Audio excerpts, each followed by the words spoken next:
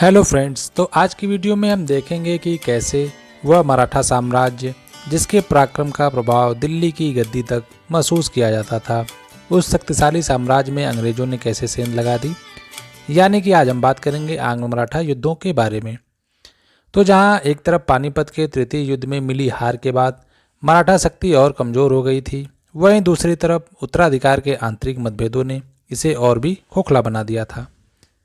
इसी क्रम में पेशवा माधवराव की आकस्मिक मृत्यु के उपरांत नारायण राव को अगला पेशवा तो नियुक्त कर दिया गया था, लेकिन उनके चाचा रघुनाथ राव स्वयं को पेशवा पद के सबसे उचित अधिकारी मानते थे और यहाँ से एक बार फिर षड्यंत्रों का दौर शुरू हो जाता है।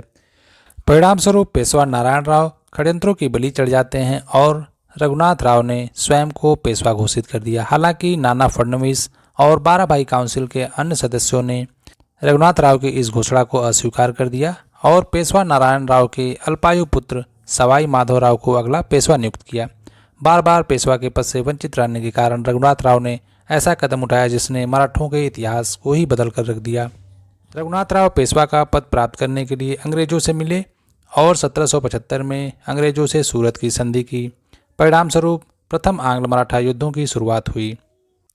प्रथम आंग्ल मराठा युद्ध जो 1775 में शुरू हुआ और सालबाई की संधि के साथ 1782 में यह युद्ध समाप्त हुआ। सालबाई की संधि के शर्तों के अनुसार माधवराव नारायण को पुनः पेशवा स्वीकार कर लिया गया और वहीं रघुनाथ राव को पेंशन देने का निर्णय लिया गया और अंग्रेजों को सालसेट और थाने का क्षेत्र दिया गया। इस संधि की सबसे महत्वपूर्ण बात यह थी कि अब अंग्रेज इस बात से निश्चिंत थे कि मराठे अब हैदर अली या मैसूर की मदद नहीं कर पाएंगे।